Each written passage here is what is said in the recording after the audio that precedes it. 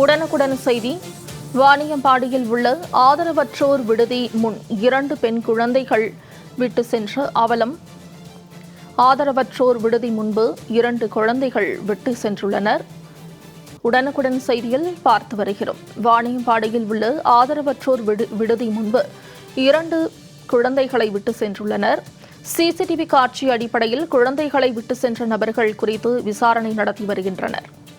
சம்பவ இடத்திற்கு சென்று குழந்தைகளை மீட்ட மாவட்ட குழந்தைகள் பாதுகாப்புத்துறை அதிகாரிகள். உடனுக்குடன் செய்தியில் பார்த்து வருகிறோம். ஆதரவற்றோர் விடுதி முன்பு 2 குழந்தைகளை விட்டு சென்றுள்ளனர். கூடுதல் தகவல்களை செய்தியாளர் கோபிநாத் வழங்க கேட்கலாம். கோபிநாத், இந்த 2 குழந்தைகளை விட்டு சென்றவர்கள் யார் என்ற அடிப்படையில் போலீசார் விசாரணை மேற்கொண்டு வருகின்றனர். இது குறித்த விவரங்கள்.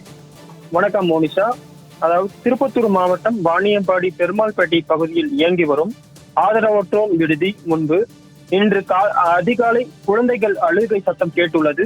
அப்பகுதி மக்கள் வெளியே சென்று பார்த்தபோது 2 பெண் குழந்தைகள் அழுது கொண்டிருப்பதை கண்டு அதிர்ச்சி அடைந்த கருணை இல்ல நிர்வாகி டேவிட் சுபாஷ் என்பவருக்கு தகவல் கொடுத்துள்ளனர். அவர் உடனடியாக மாவட்ட குழந்தைகள் பாதுகாப்பு குழுவினர் மற்றும் நகர காவல்துறையினருக்கு தகவல் கொடுத்துள்ளார். தகவலின் பேரில் சம்பவ இடத்திற்கு விரைந்து சென்ற நகர போலீசார் 2 பெண் குழந்தைகளை மீட்டு அங்குள்ள சிசிடிவி காட்சிகளை பார்த்தபோது மர்ம நபர் ஒருவர் 2 பெண் குழந்தைகளை விட்டு சென்றது பதிவாகி இருந்தது. மேலும் குழந்தைகளின் அருகே ஒரு கைப்பை கிடந்துள்ளது. அந்த பையில் இருந்த துண்டு சீட்டில் ஒரு செல்போன் எண் இருந்துள்ளது. போலீசார் அந்த செல்போன் எண்ணிற்கு தகவல் கொடுத்த போது குழந்தைகளின் தந்தை மற்றும் பாட்டி ஆகியோர் அங்கு வந்தனர். அவர்களிடம் விசாரணை நடத்திய போது ஆம்பூர் அடுத்த ஈச்சம்பட்டு பகுதியைச் சேர்ந்த ராஜேஷ் ஜோதி தம்பதியின் 2 வயது பெண் குழந்தைகள், 11 மாதம் பெண் குழந்தை என 2 பெண் குழந்தைகள் என்பது தெரிய வந்தது.